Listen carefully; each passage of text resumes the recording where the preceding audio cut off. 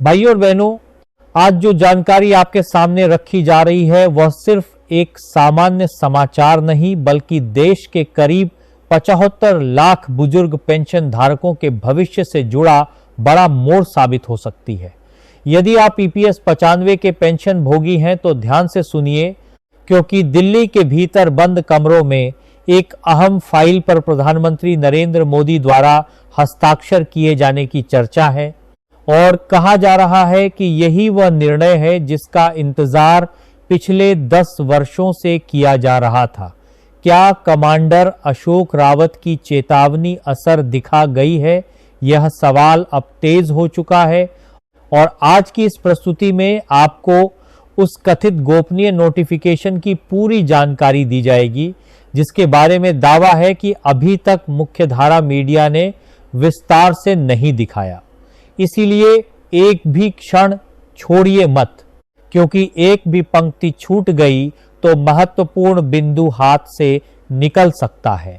आप सभी जानते हैं कि हाल ही में जंतर मंतर से कमांडर अशोक रावत ने सरकार को स्पष्ट अल्टीमेटम दिया था कि अब और इंतजार नहीं होगा और अब खबरें संकेत दे रही हैं कि सरकार ने उनकी 4 सूत्रीय मांगों को स्वीकार करने की दिशा में मन बना लिया है। हालांकि यहीं पर एक बड़ा संशय भी सामने आता है कि क्या 7,500 रुपए की राशि सभी को मिलेगी या इसके साथ कोई शर्तें भी जुड़ी होंगी। सूत्रों के हवाले से कहा जा रहा है कि प्रस्तावित नए ढांचे में पेंशन को 3 श्रेणियों में विभाजित किया जा सकता है, जिसमें पहली श्रेणी उन बुजुर्गों की होगी जिन्हें अभी 1,000 रुपए मिलते हैं और उन्हें सीधे 7,500 रुपए के दायरे में लाया जाएगा। दूसरी श्रेणी में महंगाई भत्ता जोड़े जाने की बात है, क्योंकि अब तक ईपीएस 95 में डीए नहीं मिलता था, लेकिन इसे सरकारी कर्मचारियों की तरह जोड़ा जा सकता है। और तीसरी श्रेणी में आयुष्मान भारत के साथ एकीकरण कर मुफ्त चिकित्सा सुविधा देने की संभावना जताई जा रही है। अशोक रावत ने साफ शब्दों में कहा है कि उन्हें वादे नहीं, सीधे बैंक खातों में धन चाहिए और यदि वादा टूटा तो उनका संगठन तैयार है तथा 7,500 प्लस डीए लागू करवाकर रहेगा।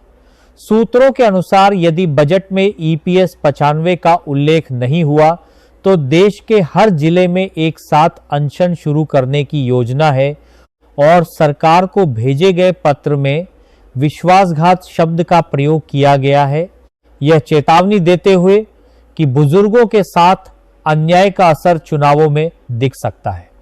सोशल मीडिया पर वायरल उस फाइल को लेकर दावा है कि ईपीएफओ मुख्यालय में उच्च स्तरीय बैठक हुई जिसमें 7,500 प्लस डीए के वित्तीय प्रभाव का आकलन किया गया। प्रारंभिक आपत्ति वित्त मंत्रालय की बताई जा रही थी, लेकिन प्रधानमंत्री के हस्तक्षेप के बाद रुख नरम होने की चर्चा है और कहा जा रहा है कि सरकार ऐसा निर्णय चाहती है जिससे विपक्ष को मुद्दा न मिले।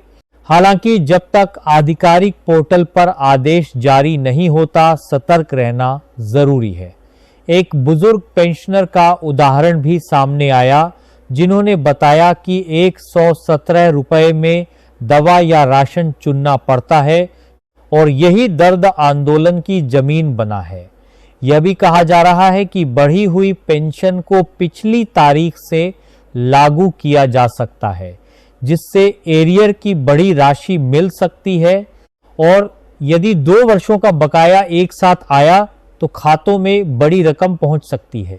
सवाल यह भी है कि सरकार ने अब कदम क्यों बढ़ाया जबकि मांग वर्षों से लंबित थी। सूत्रों का संकेत है कि सामाजिक सुरक्षा से जुड़े मुद्दों पर असंतोष नहीं बढ़ने देना प्राथमिकता बन चुका है और बढ़ती संख्या के कारण ईपीएस 95 को अनदेखा करना संभव नहीं रहा। 26 जनवरी के आसपास हुई बैठकों में इसे प्राथमिक एजेंडा बताया गया और बजट से पहले निर्णय की संभावना पर चर्चा तेज हुई।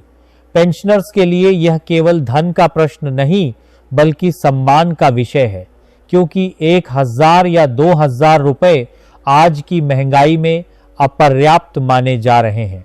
अंदरूनी जानकारी के अनुसार आंदोलन के दौरान रावत अपने रुख पर अडिग रहे और सरकार से भरोसा मिलने के बाद ही तीव्रता में कमी आई। हालांकि उनका कहना है कि जब तक राशि खाते में नहीं आती पूरी तरह संतोष नहीं होगा। विभागों में काम की गति बढ़ने और लंबित फाइलों की समीक्षा की खबरें हैं। पात्रता सूची और भुगतान प्रक्रिया की तकनीकी औपचारिकताएं समानांतर रूप से पूरी की जा रही हैं ताकि अंतिम आदेश मिलते ही भुगतान शुरू हो सके। जानकारों का अनुमान है कि यदि सब योजना अनुसार रहा तो चरणबद्ध तरीके से लाभ दिया जा सकता है और पारदर्शिता पर जोर रहेगा।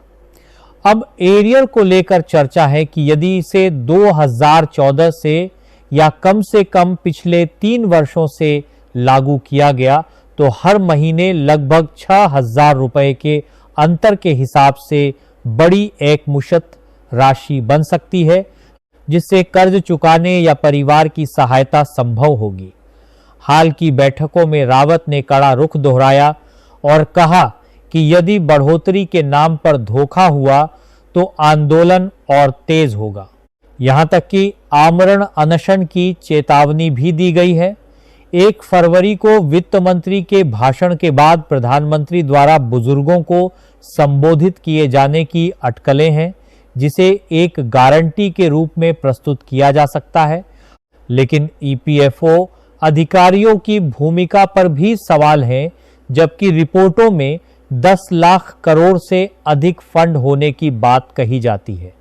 अंतिम निर्णय से ही स्पष्ट होगा कि सरकार किस दिशा में खड़ी है। उम्मीद है कि सकारात्मक घोषणा होगी और 7,500 प्लस डीए लागू होगा, क्योंकि इसे अधिकार बताया जा रहा है। अगली प्रस्तुति में पेंशन कैलकुलेटर की जानकारी दी जाएगी, जिससे नई राशि का अनुमान लगाया जा सके। चैनल से जुड़े रहें।